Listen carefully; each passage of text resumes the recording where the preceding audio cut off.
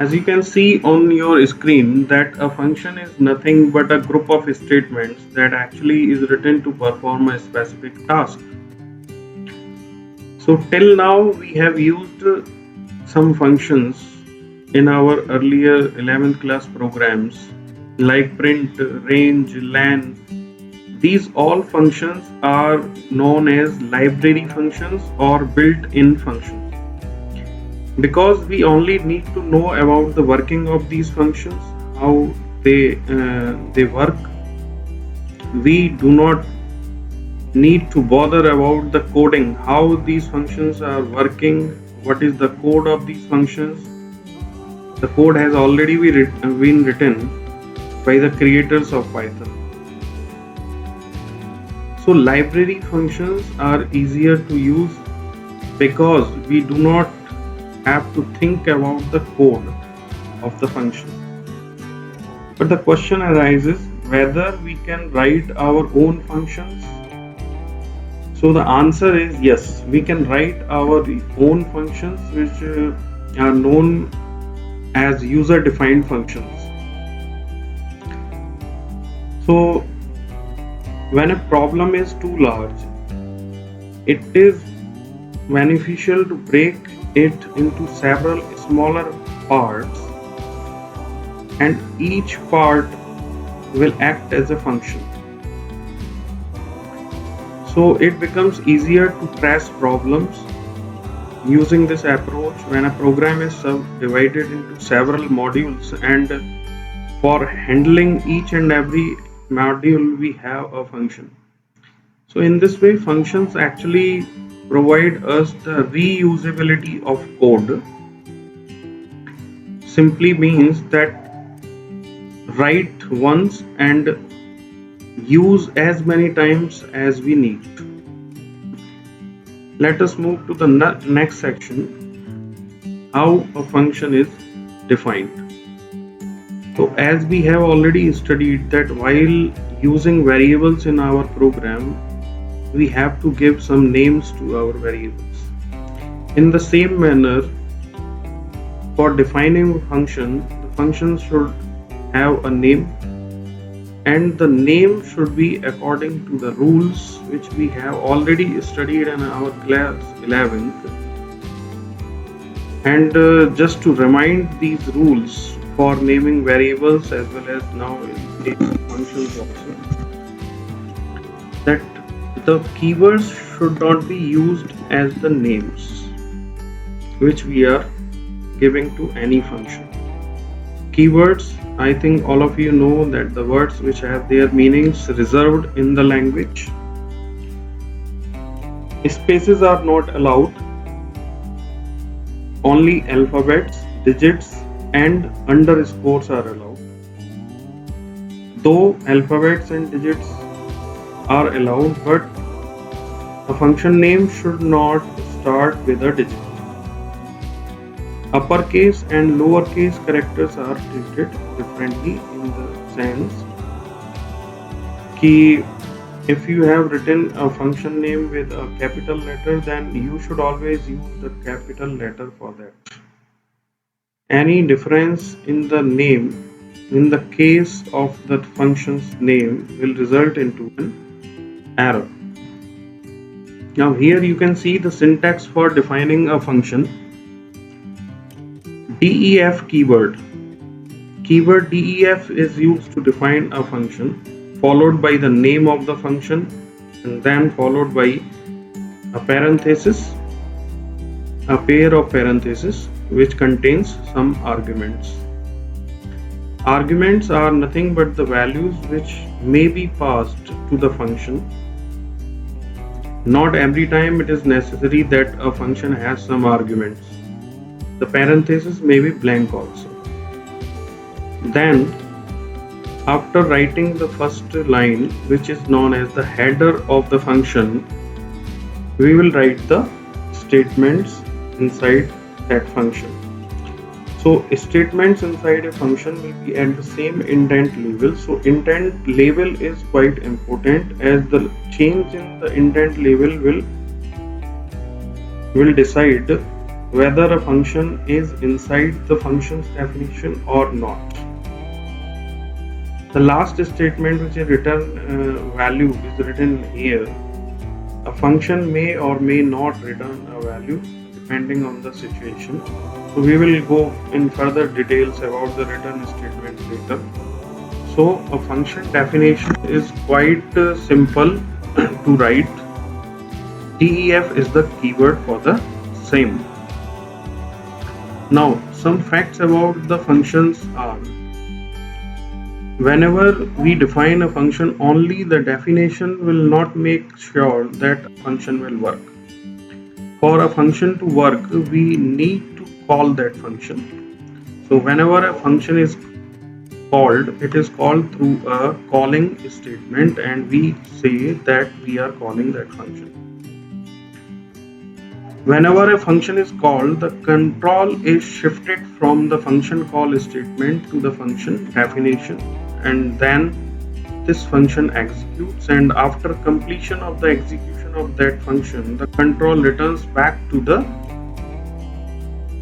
line following the function call statement. So every function which is used must be defined before it is used, and generally we write all the functions at the very beginning of our programs. Our programs may have more than one user-defined functions written, so they must be defined all above the program. Now, when we have a basic idea of how to define a function, let us try to write a very simple function that prints hello all on the screen. So here you can see in green, I have defined a function with the name my first function. My first function, this is the function's name, followed by a blank pair of parentheses. This function's definition contains only one statement, which is print hello all. This definition creates a function with the name my first function, and whenever this function will be called using its name, it will print hello all. Now the question is how we can call a function. The answer is very simple. You can simply call a function by writing its name followed by a pair of parentheses, and if the function requires any arguments, then we must pass the arguments also. So on the bottom, the line written here is a function call statement, my first function. You can see on your screens. Now about arguments. Information to a function can be passed through arguments, which are declared inside function name within the parentheses. Here on the bottom of the screen, you can see that I have written a function with the name func1. This function is receiving one argument in the form of a variable named name. It contains a single line code, and it will print hello followed by the value of the argument passed. Here on the second bottom line, func1 has been called with a value Ayush given as its argument. So when this function is called, Ayush is passed to the name variable, the name receives this value, and the print statement was hello Ayush. So hello Ayush gets displayed. The second line, function1, when it is called, prints hello Ayush. The bottom line, hello Ravi.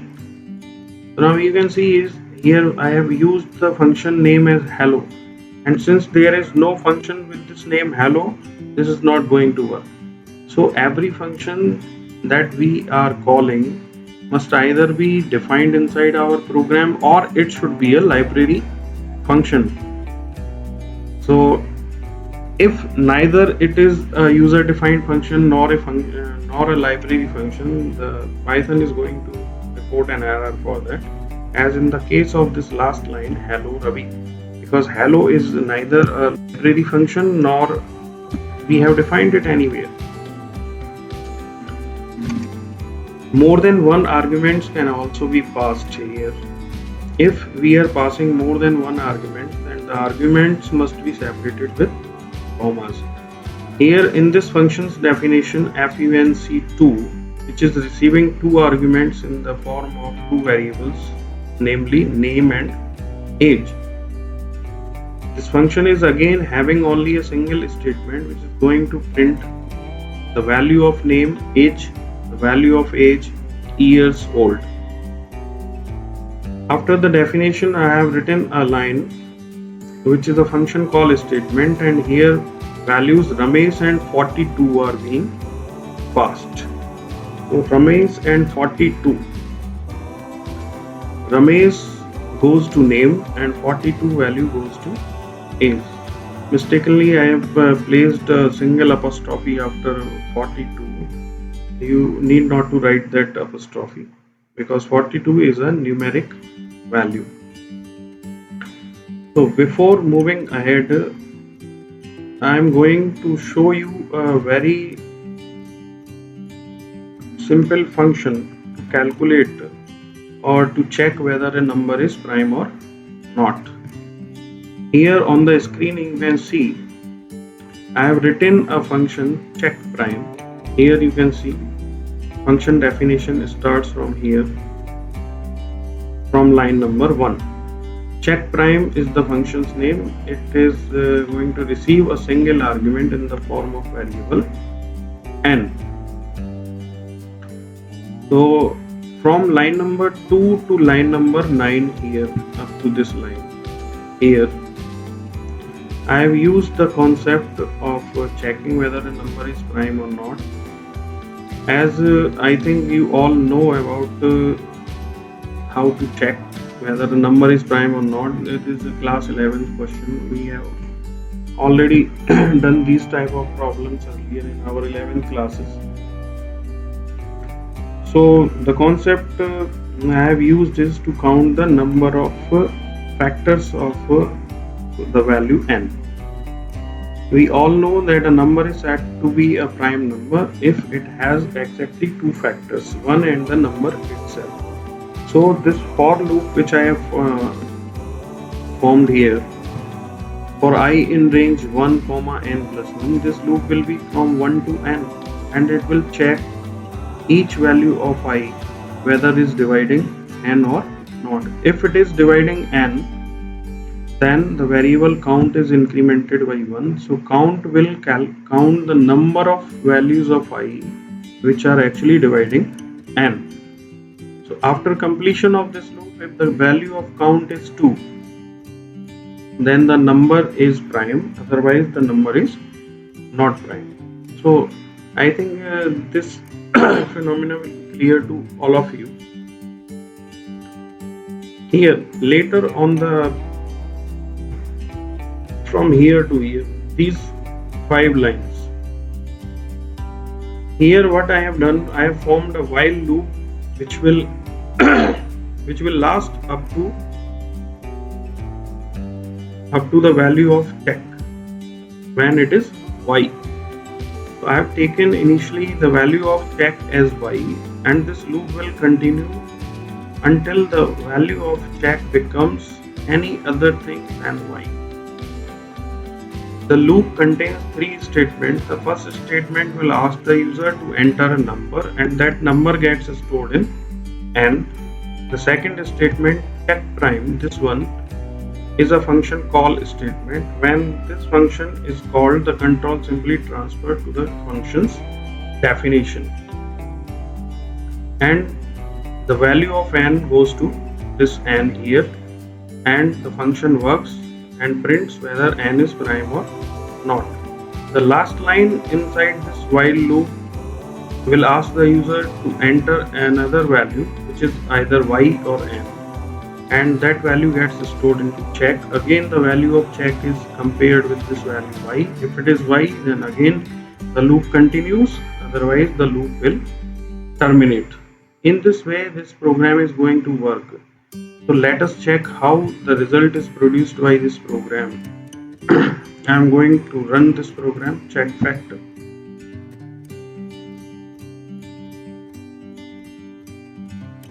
Okay, now this is the screen, output screen. Here it is asking a number. I have inputted a value 5 and pressed enter key, and you can see here on the screen that 5 is prime, the result. Again it is asking whether I want to check another number, y or n. So I am giving here a y here as my input. So enter a number. Again it is asking, say I am given 20 as input, then it will say 20 is not prime. Again it is asking we want to check another number. Now this time I give again yes, and again it is going to ask, I have given this time 11, number is again prime, and this time I am going to give a value other than y, which is n. See what happens now. The program is terminated. So in this way you can see, this is how we have defined a function check prime to check whether a number is prime or not. This function is receiving a single argument. Now this is your assignment. The first one is write a Python function to calculate the factorial of a number which is a non-negative integer. The function accepts the number as an argument. You have to ask the user to enter a non-negative integer and call the above function to print the factorial of the past value. This is your assignment for today. And the second one is a code snippet has been written here, and you have to predict the output of this code. What output is expected? I hope you will take some time from your busy schedules to find the output of the second question, and will write a program for this first one until we meet for the next time. And let me tell you guys, though in the timetable that you might have received from the school itself has only a single day devoted to this CS class, and which is Wednesday actually.